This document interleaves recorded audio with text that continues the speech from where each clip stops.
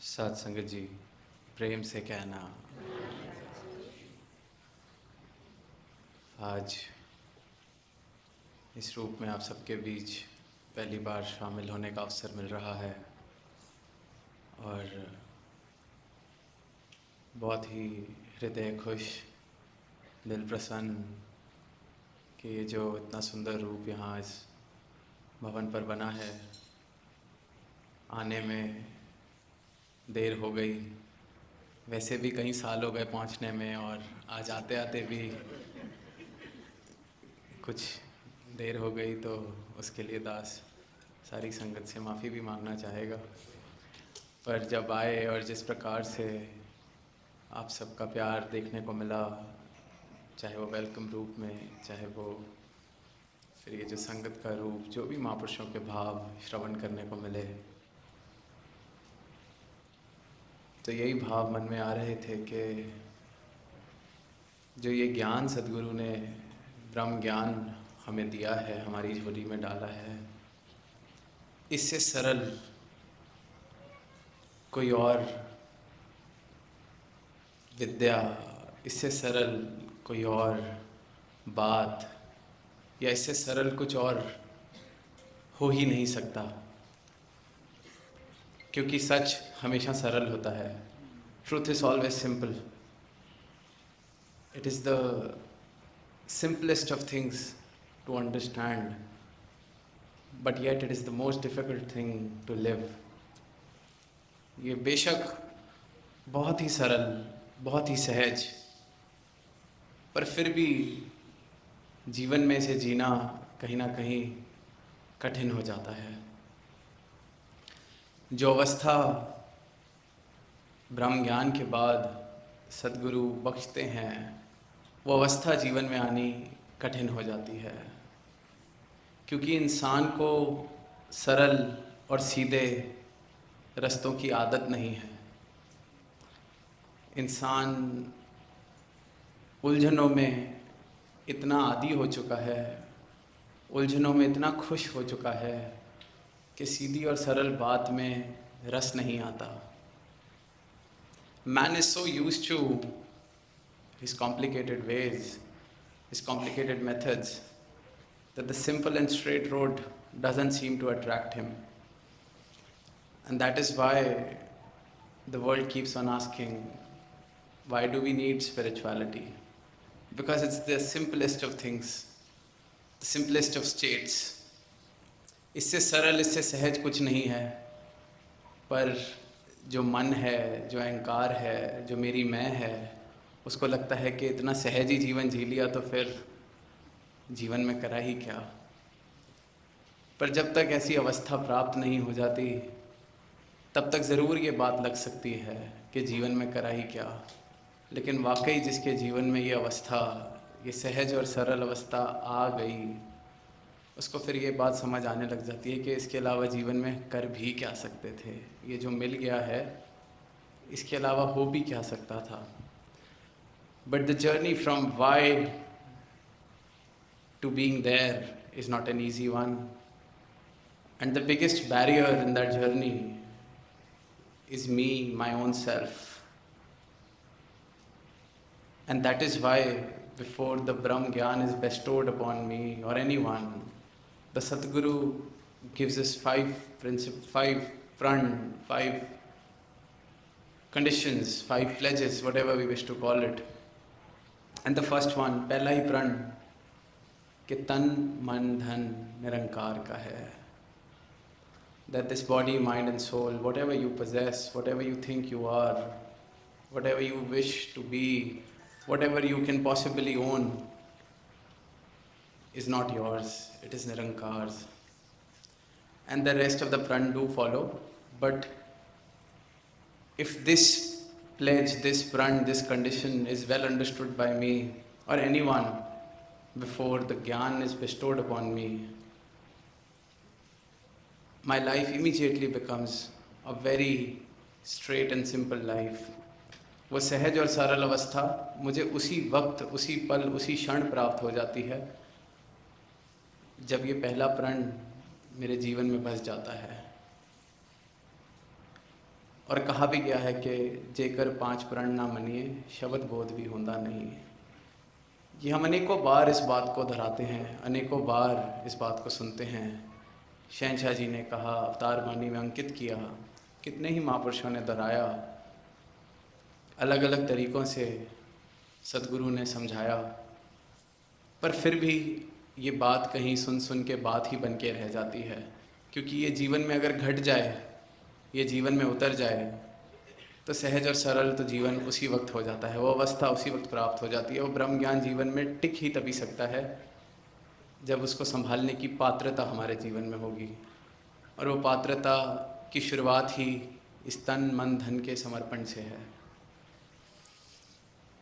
पीछे कहीं एक नज़ारा देखने को मिला कि एक इंसान ने बहुत शोर मचा रखा था,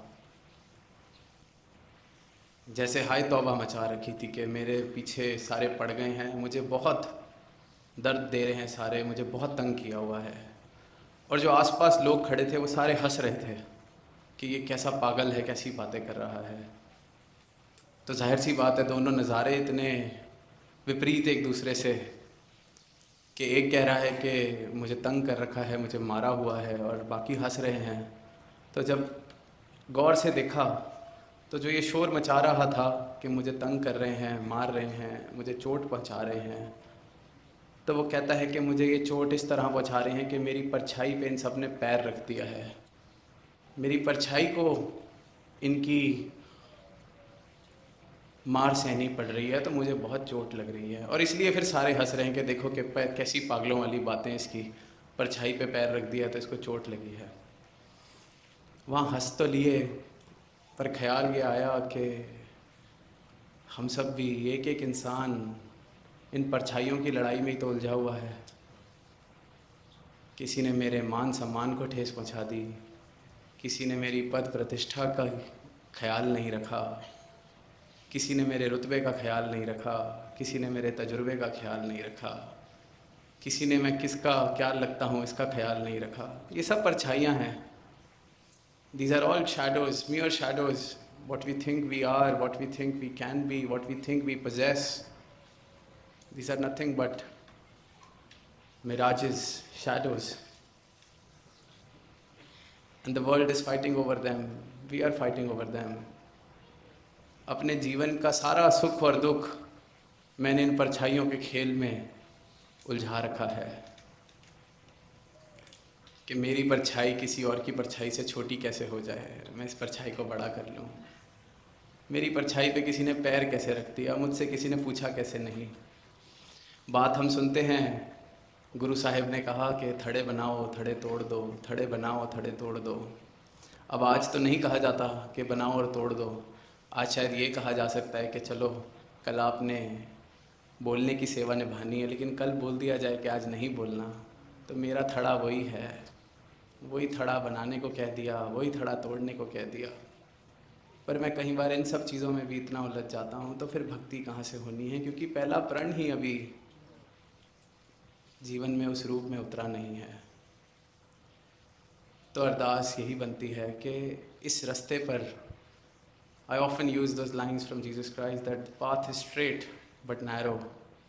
It's a very narrow path but a very straight one. And it's the simplest path to walk on, but it's not still easy because we can't walk on this path with our tan, man and dhan, with our mind, with our body, with our soul, with our possessions. We can't walk unless we take away the duality from our lives. जब तक ये द्वितीय का भाव है, द्वैत का भाव है मेरे जीवन में, तब तक इस मार्ग पर मैं नहीं चल सकता। जब तक दो रहेंगे तब तक इस मार्ग पर यात्रा शुरू ही नहीं हो सकती। भक्ति द्वार अति सांकरा राई 10वें भाग, कबीरदास जी ने कहा कि भक्ति के द्वार का ही जो साइज है वो इतना सांकरा, इतना narrow. The door to this path is so narrow कि राई के दाने के 10वें भाग जितना इसका ये शुरुआत है इस भक्ति के मार्ग की। राई का दाना, sunflower seed, if you divide it into 10, the 10th part, that's how narrow the door to this path of devotion is. और वो कह रहे हैं कि फिर ये हाथी जैसी मैं लेके, ये हाथी जैसे मन को लेके कहाँ से इससे गुजरोगे। तो शुरुआत ही भक्ति की नहीं हो सकती, चाहे कितने ही साल हो गए। हो सकता है मैं अभी तक द्वार पर ही खड़ा हूँ, द्वार से भी पार नहीं हुआ, और मैं सोच रहा हूँ कि चलते चलते बहुत साल हो गए, बहुत कुछ सीख लिया है, पर वो द्वार ही पार नहीं हुआ अगर वो मैं की भावना अभी तक मन में है। क्योंकि ये जो बात आती है कि शुक्र किए जा तू मालिक का, शुक्राना ही भक्ति है, वो शुक्राना निकल ही तब सकता है जब ये तन मन धन से मेरा पीछा छूट गया है। क्योंकि तन की भी कोई ना कोई कमी हमेशा दिखेगी तो शुक्राने का भाव नहीं आ सकता, धन की चाहत भी कभी नहीं जाएगी तो शुक्राने का भाव नहीं आ सकता, और मन जब तक है तो मन तो कभी सेटिस्फाई हो ही नहीं सकता। मन का काम ही ये है, जब तक मन रहेगा तब तक चाहते भी रहेंगी, शिकवे भी रहेंगे, गिले भी रहेंगे, खुशी तो आ ही नहीं सकती। तो इसलिए कहा गया है कि शुक्र किए जा तू मालिक का, शुक्राना ही भक्ति है। कि वाकई ही जो सही मायने में शुक्र है वो ये है कि इन तीनों से मुझे मुक्त करके जो मैं रह गया, अब ये जो मुझे अवस्था मिली है, इसका शुक्राना। और जब तक ये वाला शुक्राना जीवन में नहीं है तो शुक्राना तो सारी दुनिया कर रही है परमात्मा का, बिना परमात्मा को जाने भी। हिंदुस्तान तो समाज ही इतना धार्मिक है कि किसी बड़े बुजुर्ग के पास बैठ जाओ, उसने यही सिखाना है कि बच्चे परमात्मा का शुक्र करो। परमात्मा का ना आता है ना पता है, पर परमात्मा का शुक्र करना है ये सबको पता है, क्योंकि लिखा गया है, सुना गया है, पढ़ा गया है। पर क्या ब्रह्म ज्ञानी संत का भी यही वाला शुक्राना है जो सारी दुनिया कर रही है, या ब्रह्म ज्ञानी संत का रोम रोम सिर्फ शुक्राना कर रहा है? क्योंकि शुक्राने के अलावा कुछ और रह ही नहीं जाता, क्योंकि बाकी तो इन्होंने मुझसे ले ही लिया ज्ञान देने से पहले, और अगर मैं वो देने में कहीं असफल रह गया तो अभी फिर मैं ब्रह्म ज्ञानी नहीं हुआ, क्योंकि जेकर 5 प्रण ना मनिए शब्द बोध भी होता नहीं। तो ये ज्ञान की दौलत ये जीवन में बस नहीं सकती। एक कहानी दास को पीछे पढ़ने को मिली, दिल्ली में भी मौका मिला तो सांझी की संगत के साथ, कि एक बार एक जज के पास 2 भाई पहुंचते हैं अपना केस लेके। एक के सर पे चोट लगी हुई है, एक के शरीर पे चोट लगी हुई है, और जज पूछता है कि केस तो बाद में सुनेंगे, पर ये क्या हुआ है? वो कहते हैं यही केस है हमारा, आपको सुनाते हैं सब कुछ। वो कहता है कि मैं अपना घर बना रहा था और इसने घर पर बुलडोज़र चला दिया, मुझसे रहा नहीं गया, मैंने इसका सर फोड़ दिया, फिर इससे रहा नहीं गया, इसने मेरी टांग तोड़ दी। तो अब आपके पास आए हैं कि आप मसला सुलझाइए, या इसको सज़ा सुनाइए या मुझे सज़ा सुनाइए, क्योंकि हम तो कोई फ़ैसला कर नहीं पा रहे। तो वो कहता है कि कहाँ घर है, कितना घर है, किसके नाम है, तो मैं फ़ैसला सुनाऊँ? वो कहते हैं कि पहले आप पूरी बात सुनिए। हम तो सुबह जहाँ रोज़ चाय की दुकान पे जाते हैं वहाँ गए थे चाय पीने। वहाँ पे बात शुरू हो गई। बड़े भाई ने कहा कि सोच रहा हूँ थोड़ी सी ज़मीन ले ली जाए, थोड़ी सी ज़मीन ले ली जाए। तो मैंने कहा तो बहुत अच्छा है, ज़रूर लेनी चाहिए। तो बड़ा भाई कहता मैं ज़मीन लेके उस पर घर बनाऊँगा। तो मैंने एतराज़ किया, ज़मीन ली जाएगी तो कोई काम काज करेंगे, या कोई फैक्ट्री लगाएंगे, या कोई खेती करेंगे, घर तो मैं नहीं बनने दूँगा। तो बड़ा भाई कहता कि घर तू नहीं बनने देगा तो अभी ले। बड़े भाई ने एक कागज़ निकाला, एक पेंसिल निकाली, ज़मीन बनाई उस पर, और घर भी बनाना शुरू कर दिया। और मेरे से रहा नहीं गया, मैंने भी एक पेंसिल निकाली और मैंने घर तोड़ दिया, बुलडोज़र चला दिया उस पर। बस इतनी सी बात पर इन्होंने मेरा सर फोड़ दिया, मैंने इनकी टांग तोड़ दी। और साथ संगत जीवन भी इसी प्रकार चल रहा है।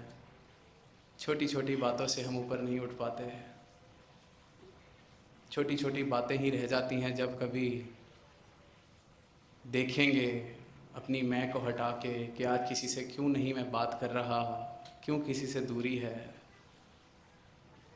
तो कई बार तो इतने साल हो जाते हैं इस अवस्था में कि ये बात भी याद नहीं रहती कि शुरुआत कहाँ से हुई थी इस रंजिश की। शुरुआत कहाँ से हुई थी इस वैर की। और फिर रियलाइज़ होता है कि जब मैं रीज़न ही नहीं पकड़ पा रहा तो सोचो कितना ही बेतुकी सी बात होगी कि आज याद करके भी वो बात याद नहीं आ रही कि रंजिश क्यों थी। दुनिया में सुनते थे पहले कि पुश्तैनी दुश्मनी है, ख़ानदानी दुश्मनी। फिल्मों में भी दिखाते थे कि ख़ानदानी दुश्मनी, और उसमें फिर लड़का लड़की को प्यार हो जाता है और फिर सारा ख़ानदान उनके ख़िलाफ़ की तो दुश्मन ख़ानदान है। फिल्मों में ये बातें अच्छी लगती हैं 2-2.5 घंटे के लिए, पर जीवन कहीं ऐसे ना हमारा व्यर्थ हो जाए। ये जो बेकार की बातें, ये जो छोटी छोटी बातें हैं, ये सारी की सारी तब तक ही ठेस पहुँचा सकती हैं जब तक इस तन मन धन को देने में मैं असफल हूँ। और अगर इसमें मैं असफल हूँ तो दास कहेगा कि फिर अभी मेरे जीवन में ये ब्रह्म ज्ञान की दात आई नहीं, और ब्रह्म ज्ञान की दात नहीं आई तो ये सिर्फ़ और सिर्फ गुरु का तरस है मुझ पर कि सब मुझे महापुरुष कह के एड्रेस तो कर रहे हैं, संत कह के एड्रेस तो कर रहे हैं, चरणों में शीश भी झुका रहे हैं, पर जीवन में मेरे ब्रह्म ज्ञान तो अभी आया नहीं। मैं ब्रह्म ज्ञानी कहलाने लायक शायद अभी उस अवस्था पर मैं नहीं पहुंचा। तो सदगुरु से यही अरदास कि ये जो जीवन है वाकई ही बहुत ही मुश्किल, इस रास्ते पर चलना सबके लिए ही, और दास सबसे पहले अपने लिए ही अरदास के मांगता है कि रास्ता भी आपने दिखा दिया, तरीका भी आप दिखा रहे हैं कैसे चलना है, मालिक हो के खुद चल कर दिखा रहे हैं कि चलो तुम खुद नहीं चल पाओगे सीधे रास्ते पर, मेरे पीछे ही चल लो। पर मैं फिर भी कहीं ना कहीं अपनी उन उलझनों में, अपने उस गोल दायरे में कोल्लू की बैल की तरह इतना आदी हो चुका हूँ गोल घूमने का कि मुझे सीधा रास्ता समझ नहीं आता। तो यही अरदास कि ये जो सीधा सरल रास्ता, ये जीवन को, ये अवस्था जो आप देना चाह रहे हैं, ये सबके जीवन में आए, सबका जीवन इस तरह इस ब्रह्म ज्ञान से महके कि जहाँ चले जाएं ये खुशबू साथ बिखेरते चले जाएं और सबकी तोड़ निभे। जो राजमाता जी पंक्तियाँ कहते थे कि भरे उसदा जानिए जिसदा तोड़ चढ़े। तो यही अरदास के आप जी सबकी लाज रखना, दास की लाज रखना, अपने चरणों में सबकी तोड़ निभा देना, प्यार से कहना।